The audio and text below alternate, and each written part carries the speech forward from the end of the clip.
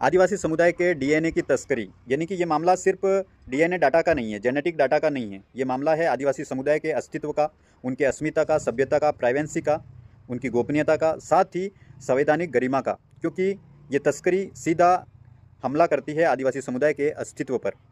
राजस्थान की 6 जनजाति भील, मीणा, गरासिया, डामोर, सहरिया और पतौड़ी जनजाति के लोगों का ब्लड सैंपल लिया जाता है। उनकी डीएनए रिपोर्ट तैयार की जाती है। लोगों से बिना किसी पूर्ण जानकारी के, पूर्ण सहमति के ये रिपोर्ट बनाई जाती है। उसके बाद ओपन एक्सेस के माध्यम से ये रिपोर्ट अमेरिकी फर्म कंपनियों के पास पहुंचती है, जहां पर टारगेटेड मेडिसिन, प्रिसीजन मेडिसिन का हवाला देकर रिसर्च का नाम लिया जाता है।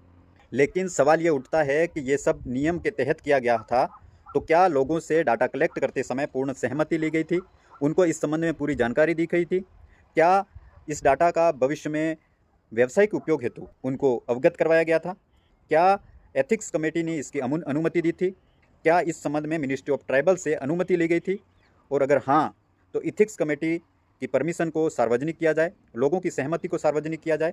साथ ही इस डीएनए डाटा की रिसर्च में उपयोग के बाद जनजाति समुदाय के लोगों को क्या फ़ायदा मिलेगा, इसमें क्या उनकी हिस्सेदारी रहेगी, ये सार्वजनिक किया जाए। जब संविधान का आर्टिकल 21 हर व्यक्ति को जीवन, व्यक्तिगत स्वतंत्रता के साथ निजता का अधिकार देता है, तो आदिवासी समुदाय के लोगों का डीएनए डाटा इस तरीके से उपयोग करना सीधा मौलिक अधिकारों का हनन करना है। फिर आदिवासी समुदाय के लोगों का डाटा अन्य समुदाय के लोगों की तरह संरक्षित किया गया है।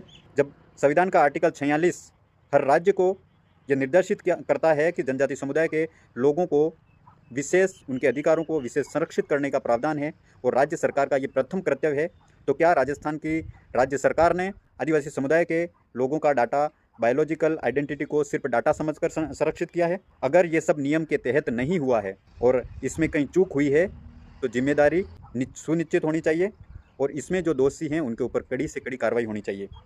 क्योंकि आदिवासी समुदाय कोई प्रयोगशाला का विषय नहीं है, आदिवासी समुदाय कोई डाटा बैंक नहीं है और आदिवासी समुदाय का डीएनए कोई कच्चा माल नहीं है कि हर कोई उसको मुनाफे के लिए उपयोग करे। आदिवासी समुदाय इस देश की आत्मा है, इस देश की जड़ है और उन जड़ों को मजबूत करना, उस आत्मा की रक्षा करना, उसको संरक्षित करना सरकारों का सबसे पहला कार्य है। आदिवासी समुदाय कोई मजबूर नहीं है, आदिवासी समुदाय आज मजबूत है। आदिवासी समुदाय के डाटा का मिसयूज करने वालों की जवाबदेही निश्चित होनी चाहिए। सरकार इस संबंध में उचित कार्रवाई करे, यही हमारी मांग है। जय हिंद, जय भारत।